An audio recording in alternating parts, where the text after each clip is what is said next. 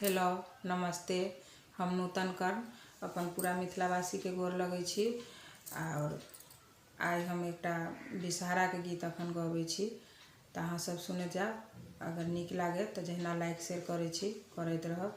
आ जे कोई सब्सक्राइब के बटन नहीं दबेने छी तऽ दबाबऽ के कोशिश करब, जाहिसँ कि जते वीडियो डालब तऽ अहाँ सब सुनि सकी। तऽ सुनू अखन विषहारा के गीत एकटा। सब दिन करब तोहर पूजा हो नागराज, सब दिन करब तोहर पूजा, सब दिन करब तोहर पूजा हो नागराज, सब दिन करब तोहर पूजा। सासो ने डसिहा ससुरा ने डसिहा, सासो ने डसिहा ससुरो ने डसिहा, पिया त सिर के सिंगार हो नागराज, पिया त सिर के सिंगार हो नागराज, सब दिन करब तोहर पूजा, सब दिन करब तोहर पूजा हो नागराज, सब दिन करब तोहर पूजा।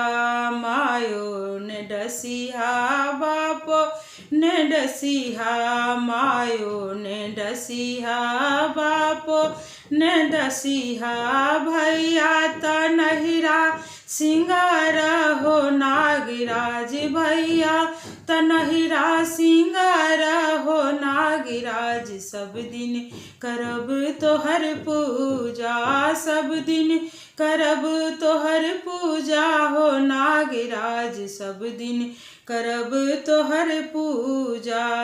देवर न डसिहा ननदी न डसिहा, देवर न डसिहा ननदी न डसिहा, भैंसुर त नहिरा सिंगार हो नागराज, भैंसुर त नहिरा सिंगार हो नागराज, सब दिन करब तोहर पूजा, सब दिन करब तोहर पूजा हो नागराज, सब दिन करब तोहर पूजा।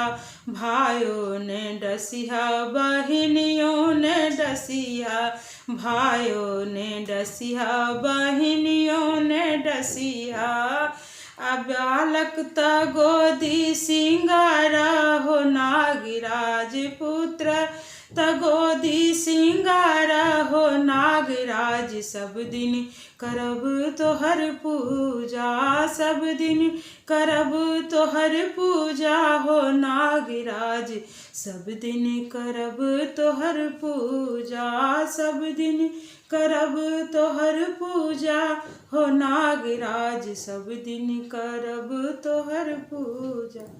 धन्यवाद। नीक लागत तो लाइक से जरूर करो।